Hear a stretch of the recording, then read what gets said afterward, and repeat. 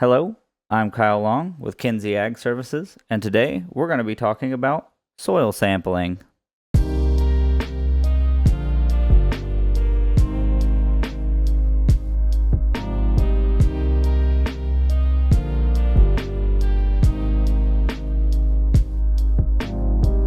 Soil sampling is a process of extracting a volume of soil for analysis at a laboratory.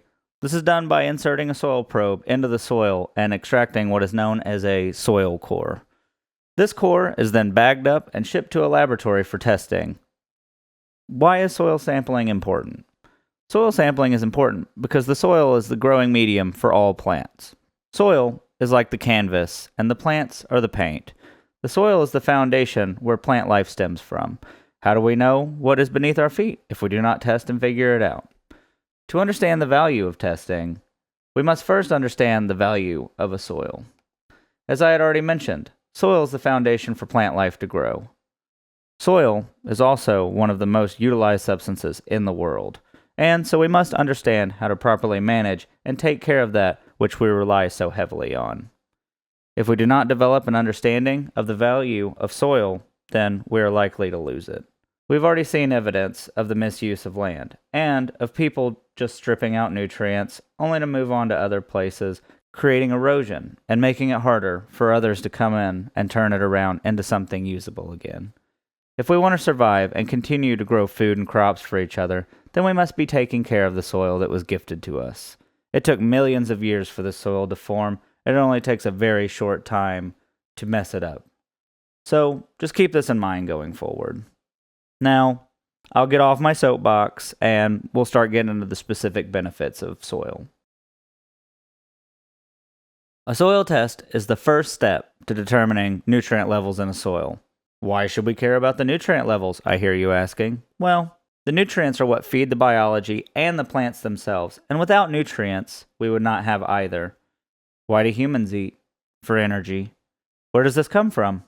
It's in the nutrition that we feed ourselves. It's the same for the biology and the plants, which are housed inside the soil. The soil is the home for these plants and microbes, and we need to make sure that the fridge is stocked for them to be able to grow big and strong. But we cannot manage what we cannot measure. So, if we do not test our soil, how do we know what's in the fridge for everybody to eat? Also, we could be causing harm by overdoing or undercutting nutrition and fertilization. Establishing what kind of nutrition is present in the soil is the first step to success in remediating and helping soil reach its full potential. But all soils are different. A soil test is also useful in that it can help identify variations within the soil. These differences can sometimes be vast and even happen within the same field. You may look down at your soil and see big sand particles and think, that's for sure a sandy soil, but then walk 20 feet and still see a sandy condition. But are you sure that that's the same sand as the first? Total cation exchange capacity is how we determine the nutrient holding capacity of a soil. As the exchange capacity decreases, so does the soil's ability to hold nutrients. Basically, the exchange capacity is the amount of clay colloids that are present within that soil. Clay are the smallest mineral particles and the only of the three being sand, silt, and clay, to have a net negative charge and attract positively charged ions, or cations. The lower the exchange capacity is, the less clay that is present and is indicative of a sandier soil. A sandy soil generally we find between a TEC, or total exchange capacity, of 1 to 8.68.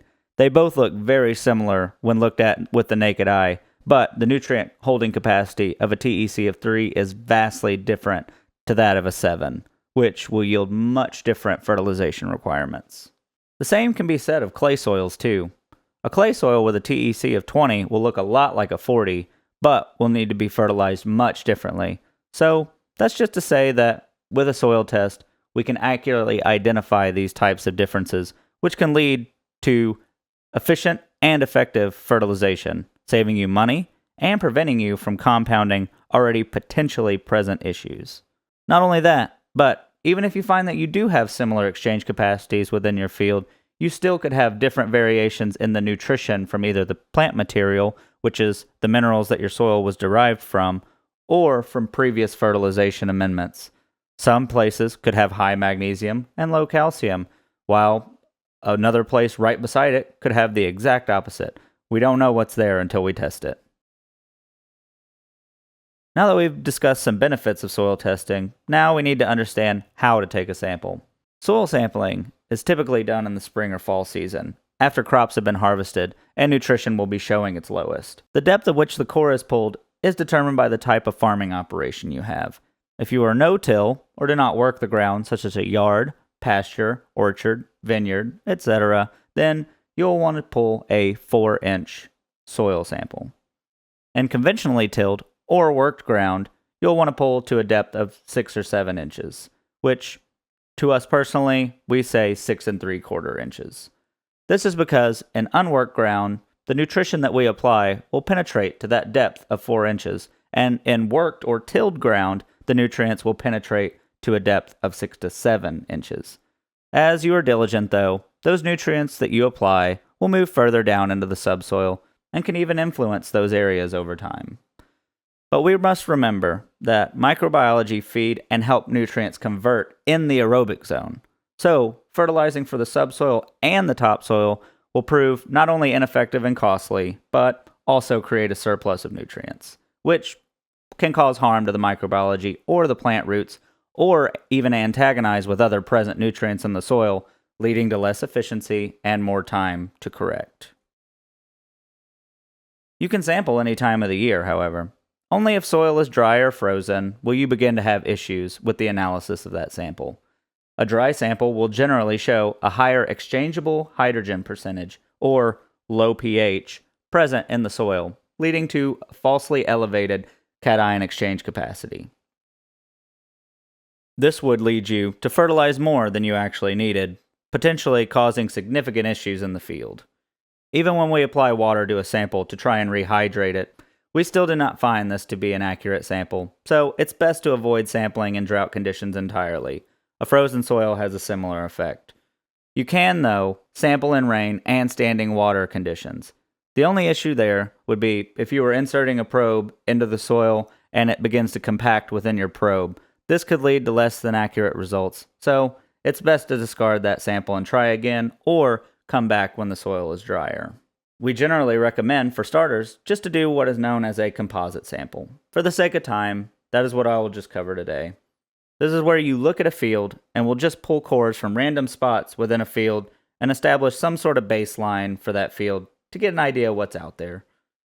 That being said, however, I would suggest looking around and recognizing any variations in your sampling area.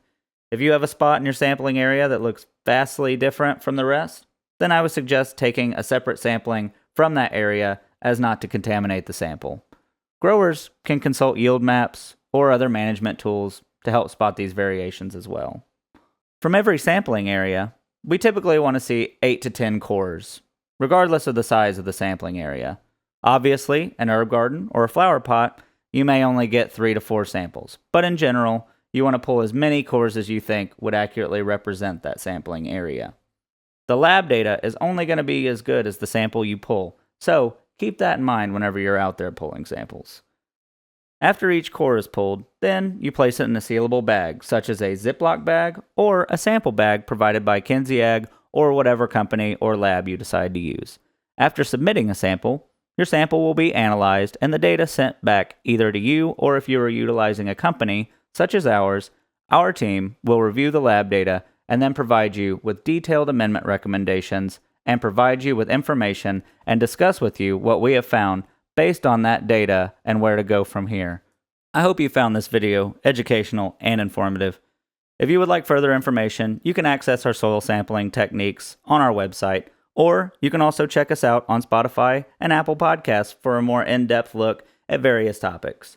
Don't forget to like and subscribe to this channel if you would like to see more videos like this. Thank you all, and see you next time.